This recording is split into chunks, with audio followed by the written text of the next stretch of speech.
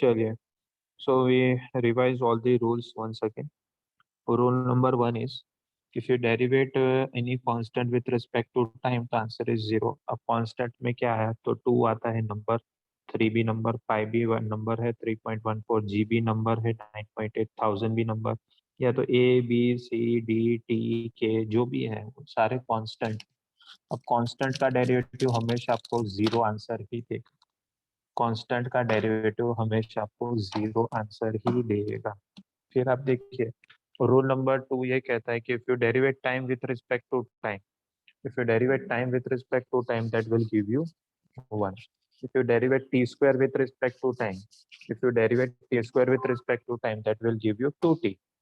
If you derivate t cube with respect to time, t cube with respect to time, so that will give you 3t square. If you derivate t raised to power 4 with respect to dt, so that will give you 4t cube. Similarly, if you derivate t raised to 5 with respect to dt, that will give you 5t raised to power 4. तो in general ये rule क्या कहता है, in general ये rule कहता है कि फिर derivate t raise to power n with respect to d t, तो एन आगे आ जाएगा और रेज टू टाइम के ऊपर raise to n minus one होगा, यानी n into t raise to n minus one. ये पहले स्लाइड के सारे रूल्स क्लियर है सबको? Yes sir. Yes sir. पहले स्लाइड के सारे रूल्स सबको क्लियर? Yes Yes. सर। तो दूसरे स्लाइड पर आ जाते हैं हम।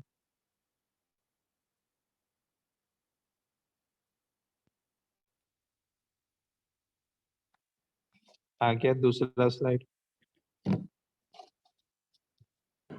Yes sir.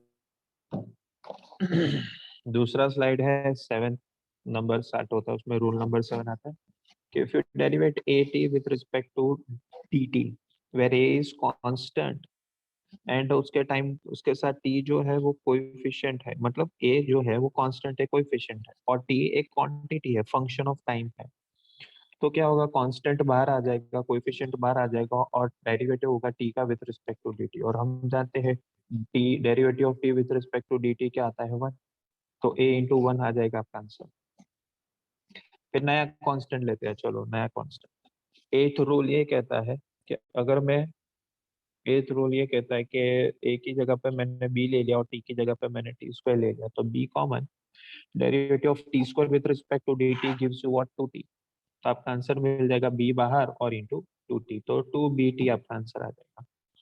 नाइन्थ रूल ये कहता है कि अगर आपके पास k है, कुछ कांस्टेंट k है, अब नया कांस्टेंट k ले लिया मैंने, और उसके साइड पर टाइम t है क्यूब, तो k बाहर आ जाएगा और डेरिवेटिव t क्यूब का हो जाएगा 3t स्क्वायर।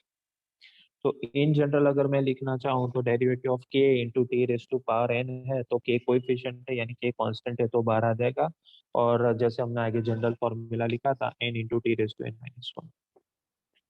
सिर्फ कांस्टेंट होता है तो उसका आंसर जीरो मिलता है, सिर्फ कांस्टेंट का डेरिवेटिव आंसर जीरो मिलता है, लेकिन उसी कांस्टेंट के साथ के उसी कोएफिशिएंट के साथ अगर कोई फंक्शन है टाइम वाला, तो कोएफिशिएंट बाहर आ जाता है और डेरिवेटिव होता है वो फंक्शन का जिसके पास टाइम का वैल्यू है, कोई फंक्शन जो टाइम का है। ये सेकेंड स्लाइड क्लियर सबको? Yes sir. Yes sir. Sir. लिख लो, लिखना है तो लिख लो, और सब कुछ क्लियर है तो फिर मैं आगे बढ़ता हूँ।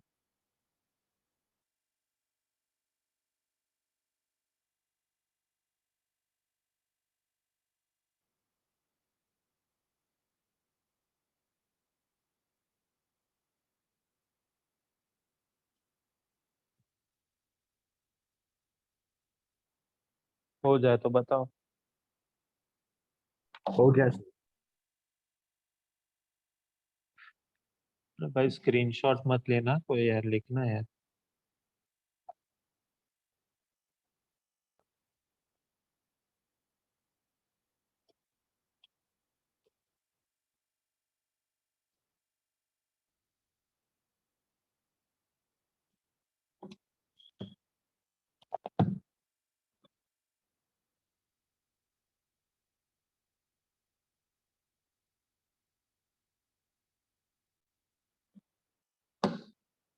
Okay.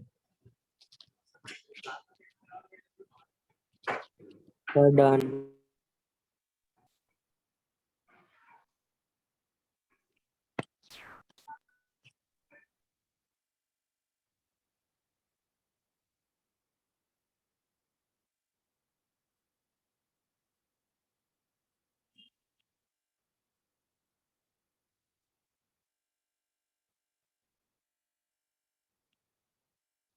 चलिए अभी मैं आपको एक इक्वेशन देता हूँ, उसका आंसर आप लोग मुझे बताइए।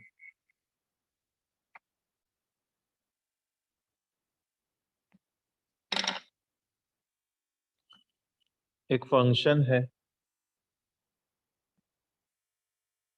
जो टाइम पर डिपेंड करता है, उसका इक्वेशन है टी क्यूब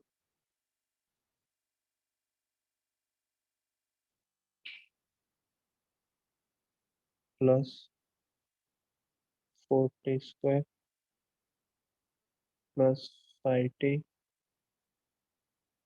प्लस 7। ये एक फंक्शन है जिसका आपको डेरिवेट करके मुझे आंसर बताना है।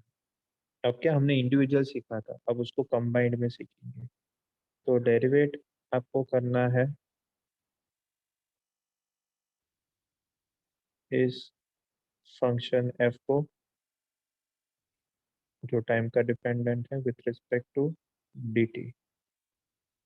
आएगा आपको, सॉल्व करके आंसर मुझे चैट बॉक्स में देना है।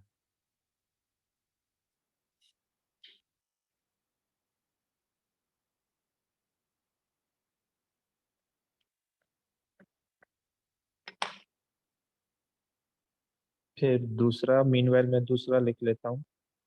दूसरा फंक्शन है gt का, नाम बदल गया, gt हो गया ft जगह से। तो ये फंक्शन है g जो टाइम पर डिपेंड करता है। 5t⁴ plus 6t³ plus 2t plus 9। इसको भी आप डेरिवेट करो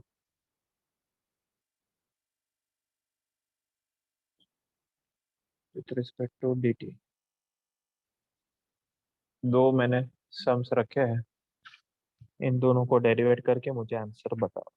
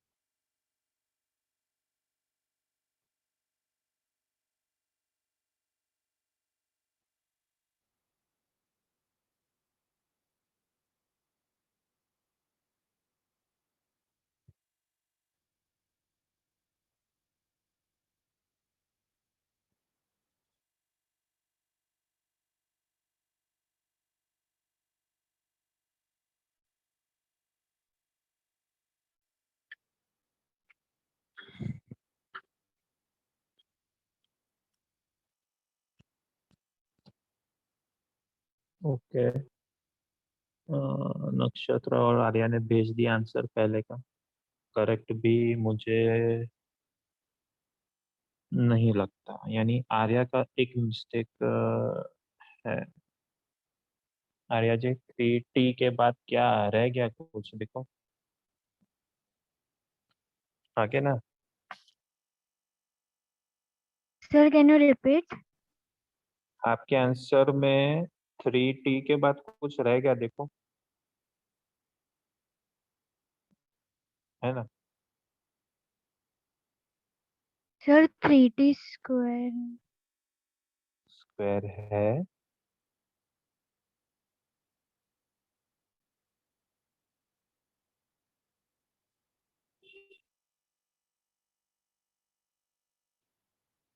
नक्षत्र भाई गलत है दूसरा आंसर। GT। ये कौन बोला जीटी? सर मैं भावेश। क्या जीटी पर नहीं समझ में आया, जीटी मतलब?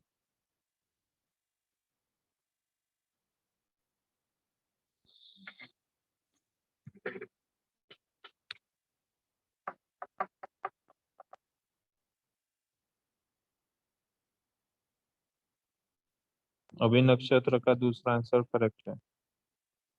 मतलब अभी तक दोनों आंसर मुझे करेक्ट देने वाला पर्सन नक्षत्र है।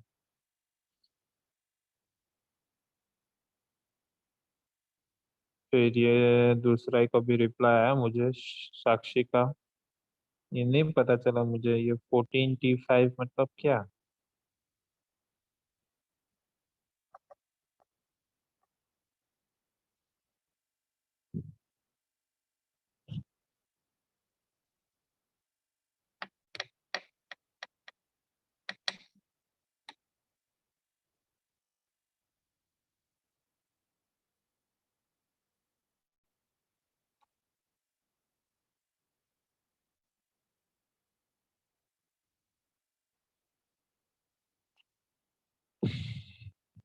चलो यार बोलो, मैं ही सॉल्व कर रहा हूँ।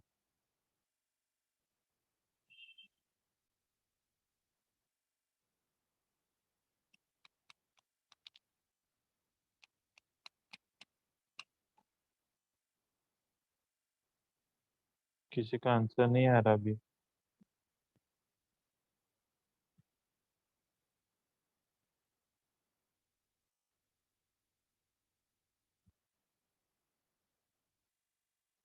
नहीं देवम भाई रॉन्ग है।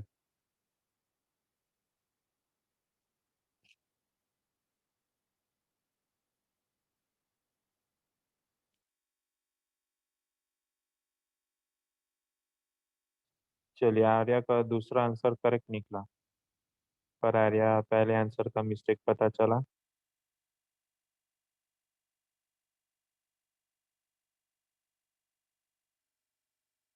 सर नहीं पता चला।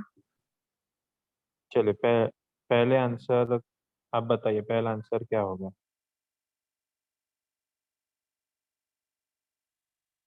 आपने 3T 3t। स्क्वायर बताया ना, हाँ तो आंसर में चेक करो क्या आपका 3T है पर स्क्वायर आया, 2 आया।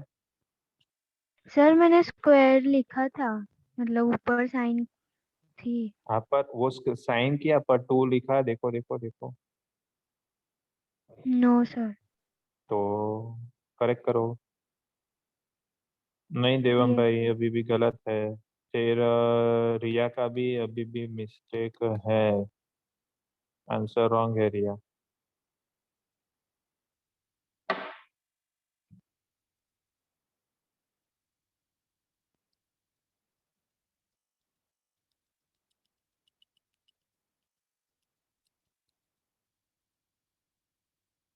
सो अभी तक 2 पर्सन के आंसर्स करेक्ट, एक NG और एक AT।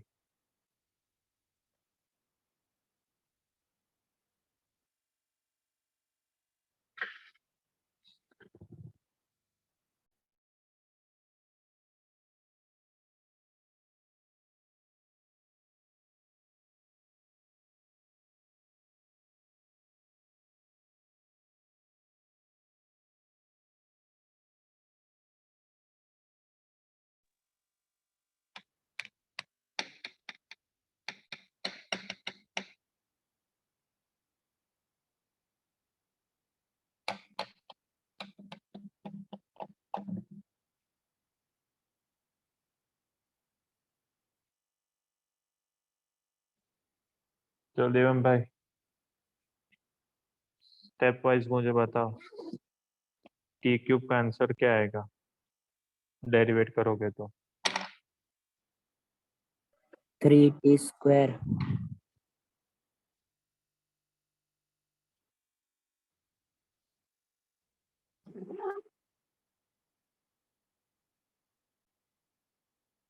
फिर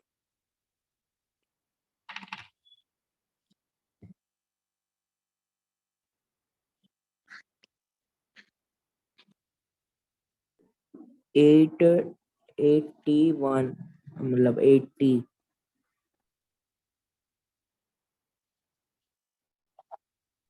फिर 5 आएगा फिर +7। 0 अरे नंबर का डेरिवेटिव क्या होता है हमेशा? हाँ 0। तो बस ये आंसर। तो फिर आपके सर मैं आंसर्स में 80 ये वाला है 40 स्क्वायर वाला रॉन्ग था मेरा। कौन सा 40 स्क्वायर वाला? ये 40 स्क्वायर का 80 मैंने लिखा, वो आंसर गलत था ऐसा? हाँ सर। तो बोल, तूने सॉल्व किया, अभी मैंने तुझे पूछा तो राइट हो गया ना अभी। रिया, मिस्टेक पता चला? यस तो फाइनल आंसर आ जाएगा 3t स्क्वायर +80 +5। भावेश भाई पता चला? नहीं सर, क्यों, क्या हुआ? थोड़ा डाउट है सर, पता नहीं चल रहा। पर डाउट क्या है वो तो पूछ। पूरा सम ही पता नहीं चला। तो कल आया था सेशन में, यस सर, आया था ना। तो वो सारे रूल्स समझाए थे, वो याद है तेरे को? हाँ सर, याद है। तो वही तो हम अप्लाई कर रहे हैं यहाँ पर। लिखे थे रूल्स करके। यस सर, किए थे। लिखे थे रूल्स। Yes sir. है अभी। यस सर है। तो वो रूल्स यहाँ पर अप्लाई करो। Okay sir.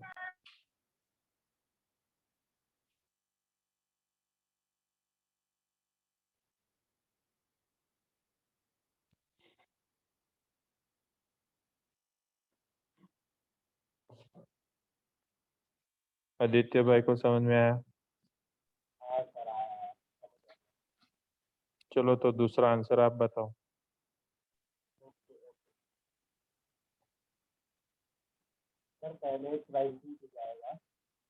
आवाज नहीं आ रही, बहुत लो है।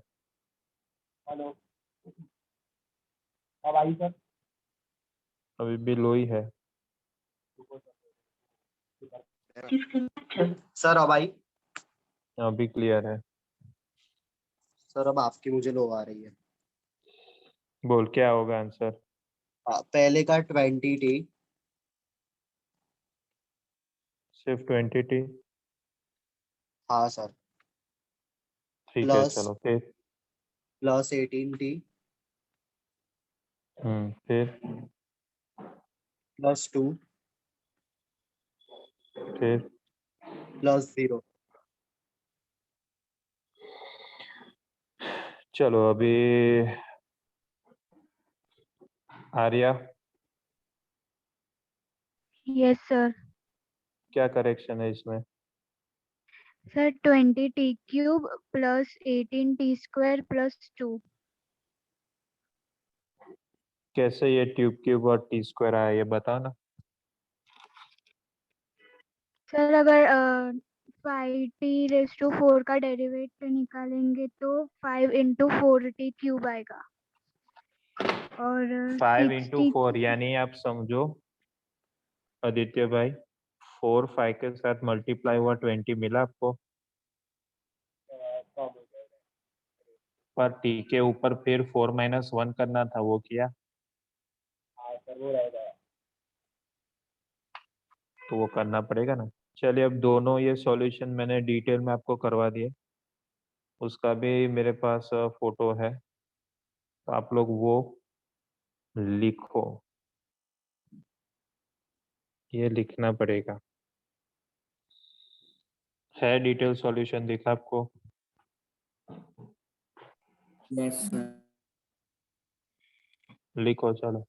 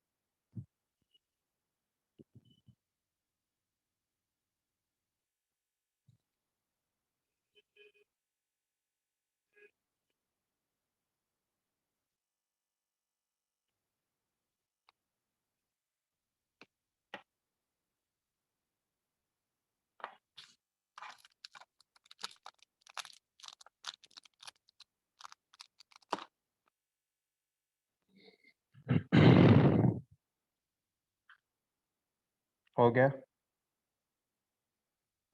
Yes, sir. Yes, sir.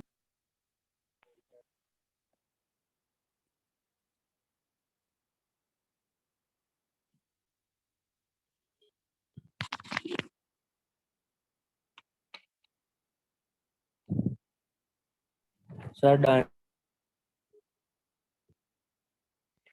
चलो, अभी जो मैं कल आपको समझा रहा था पर टाइम नहीं रहा, तो आज बात सीख लेते हैं।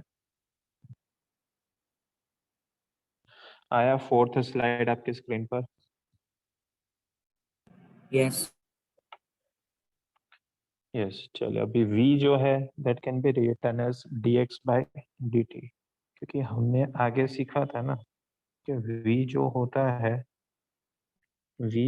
है that is delta x by delta t, but when you take limit delta t tends to 0, delta t tends to 0, so this delta x by delta t will be converted into dx by dt, and then this velocity is known as instantaneous velocity, यानी एक instant पर velocity. यानी हमने जो सीखा था कि pinnacle complex से अगर कोई व्हीकल पास होगा तो वहां पर पर्टिकुलर वेलोसिटी कितना, तो that is instantaneous velocity. So that instantaneous velocity is read as derivative of the position with respect to time। एक बार डेरिवेट किया ना हमने, इसलिए उसको फर्स्ट ऑर्डर डेरिवेटिव बोलते हैं। एक बार डेरिवेटिव करो तो फर्स्ट ऑर्डर डेरिवेटिव, दो बार डेरिवेट करो तो सेकंड ऑर्डर डेरिवेटिव। तो what is velocity? Velocity is derivative of position. X कौन है? पोजीशन। Position. किसके साथ डेरिवेट कर रहे हैं हम? टाइम के साथ। Time. तो velocity is what? Derivative of position with respect to time. ये बात समझ में आई सबको? Yes. तो ये पॉइंट क्लियर।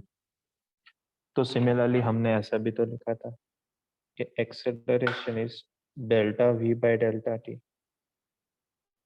तो अभी आप फिर से लिमिट लीजिए डेल्टा टी टेंस टू 0, तो ये delta we by delta T convert हो जाएगा डीवी बाय dt में।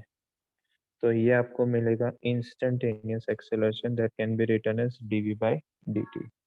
यानी किसका डेरिवेटिव लेना पड़ेगा आपको? वेलोसिटी का। वेलोसिटी। किसके साथ? टाइम के साथ। तो क्या मिलेगा आपको? एक्सेलरेशन। कितनी बार डेरिवेट किया आपने? एक ही बार। तो एक्सेलरेशन क्या होता है? एक्सेलरेशन होता है derivative of velocity with respect to time. Acceleration क्या होता है? Derivative of velocity with respect to time. यहाँ तक सबका रिप्लाई मुझे चैट बॉक्स में चाहिए। यहाँ तक में समझाने में किसी को भी डाउट है? Please reply in the chat box.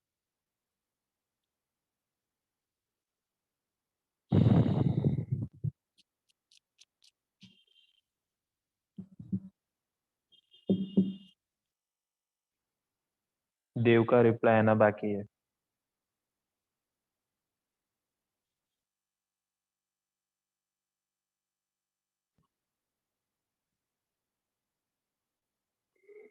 अब नया कंसेप्ट सीखो।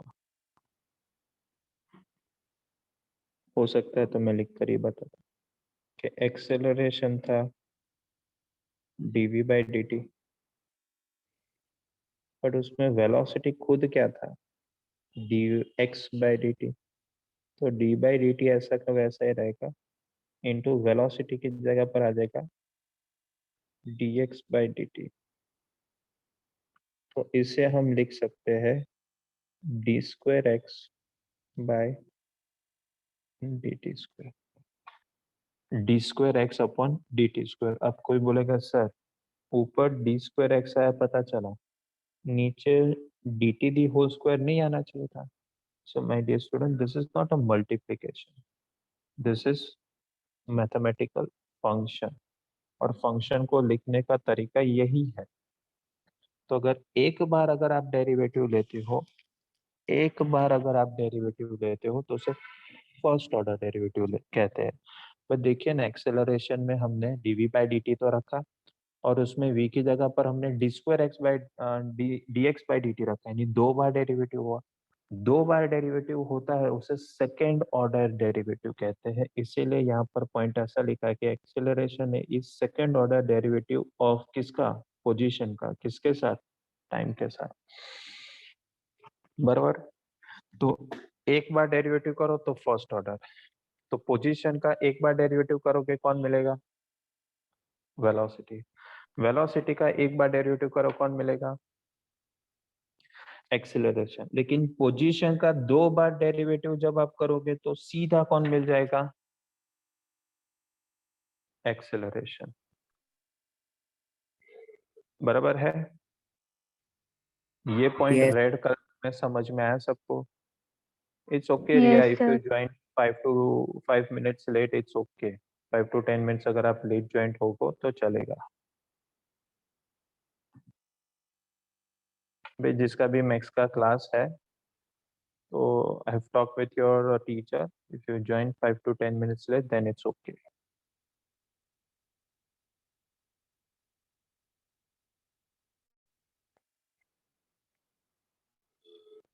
ये क्लियर सबको? Yes, sir. तो एक बार डेरिवेटिव किया तो फर्स्ट ऑर्डर डेरिवेटिव, दूसरी बार डेरिवेटिव किया तो सेकंड ऑर्डर डेरिवेटिव। लेकिन अगर जब हम nth टाइम डेरिवेट करेंगे तो उसे कहेंगे nth order derivative of position with respect to time, d raise to n upon d raise to dt raise to n। यहाँ पर क्या था? D square upon d t square, two two था ना, तो सेकेंड ऑर्डर डेरिवेटिव, तो n होगा तो nth ऑर्डर डेरिवेटिव। लिख लो ये, इतना अगर आपका हो जाता है तो वी कैन वाइंड अप। आगे मुझे और काफी कुछ समझाना था। ठीक है, it's okay. Yes, stop the recording किशिता।